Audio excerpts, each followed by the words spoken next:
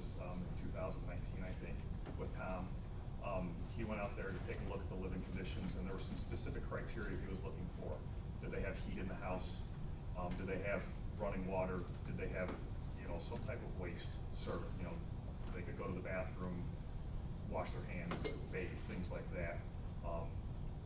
Because there is no indoor like housing code per se for like hoarding conditions and things like that.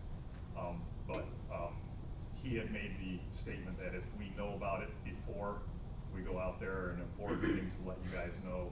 I've called back Adult Protective Services and have not heard back from them as far as specifics of where it's at, what's going on.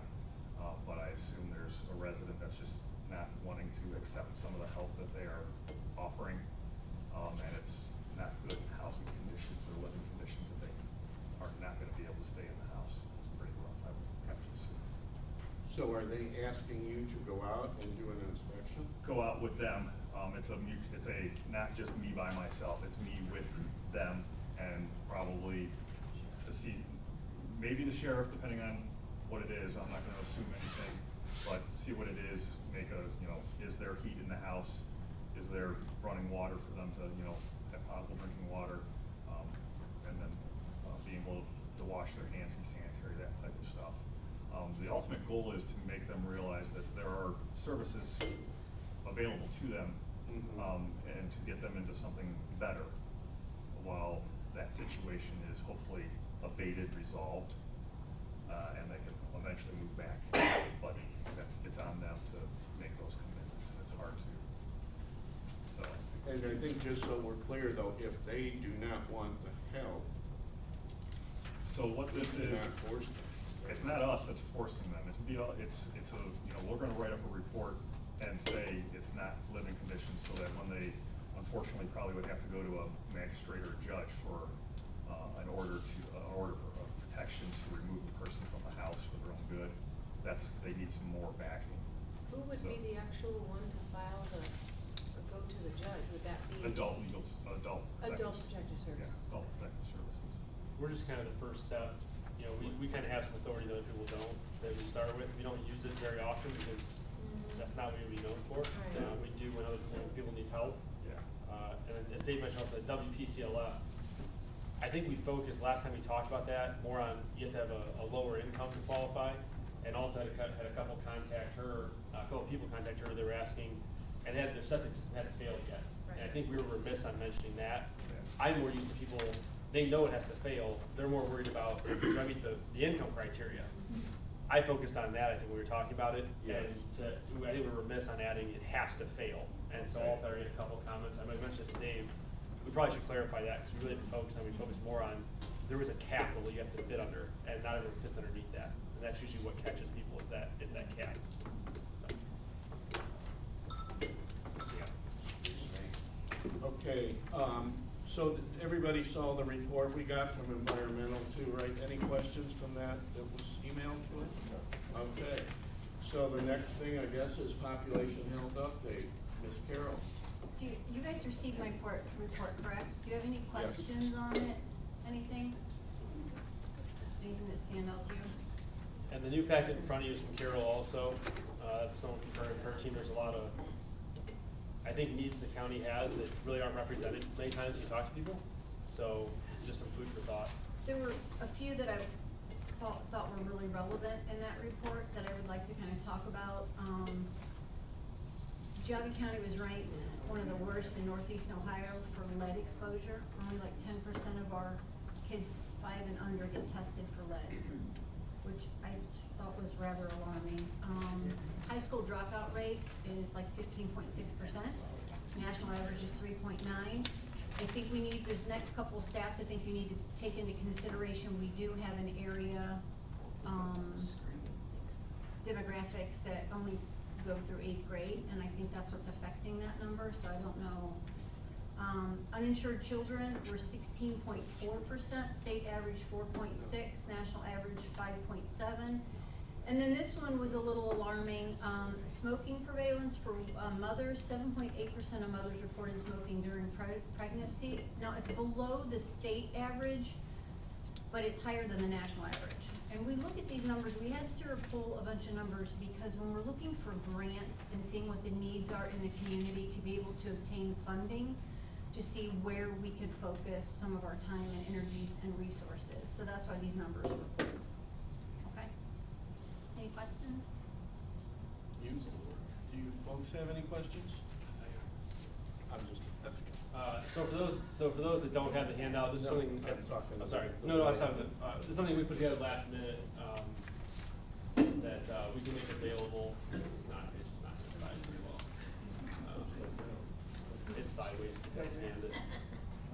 We don't recognize people in this portion, Jim. Public meeting. If you're looking at documents, we have access to those. That's why I'm trying to get, you can email in. We'll give you a chance to Yeah. speak at. They're supposed to be here for us. This will also go up, on the website as well, or on the website, probably Facebook is more adequate. Alden, can you make some copies of your violation? If they're up there, does that count? Yeah, As it's they're just hard, available? it's hard to see. I'll But have they're all there. a couple of If you copies. need neck surgery, Well, that's not our, I mean, if Yeah, we're presenting yes, them up yes. here, then they're here for you. We'll have Alden make a couple copies and we'll use those. Actually, Dave, could you make them all? I apologize. Your date. Sorry. So as most of you probably aware, there are some things that we're making reports at the last minute that are of importance to the board. No, that's why Alden stayed, so she'll do her portion. Dave's gonna make the copies. Are you through, Carol? Thank you. No comments, questions? Okay, administrative update. Alta? So, you saw the motion that, for the supplemental appropriations. Just so that you know, what we're presenting tonight is slightly different than what was, sent in your packet. Adam can explain the public health infrastructure. The others for Board of Health contract service and other expense, sewage contract services and other expense, and, for sale of property contract service and other expense. That's just getting money in place in preparation for what we may need for the new building. That way we have the money in place. If we don't use it, it'll go back into the, cash carryover. And then the public health infrastructure, mostly, that grant is the FEP grant, Public Health Emergency Preparedness. We also put the Emergency Operations 2022 grant into there, and so there's $100,000 that is, we're going to receive that we will then expend out. And so it's a small portion of dollars compared to the other grants that were of that size. So that increases on there so that Carolyn can appropriate the money and then use that based on what the grant requires. And you got my information, my report, Yes. okay? Do you have Yes. any questions about that? That was very good. No, I think we're good.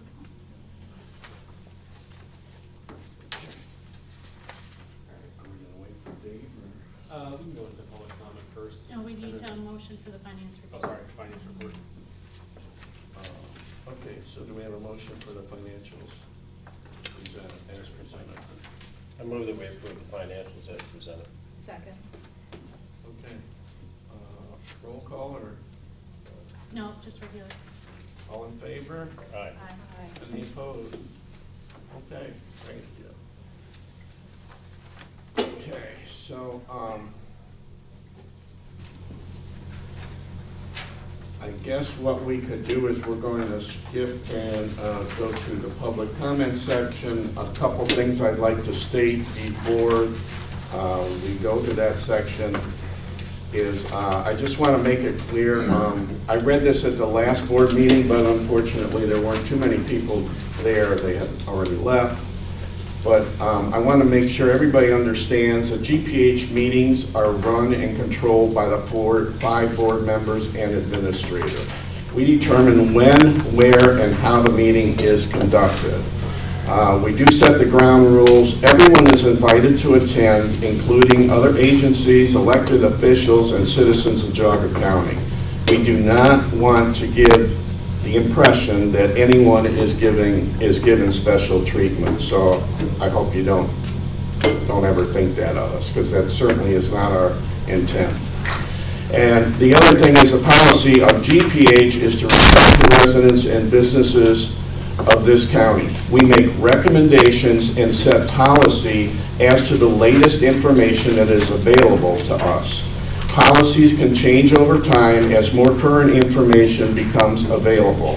For example, vaccine clinics are made available to those that want them.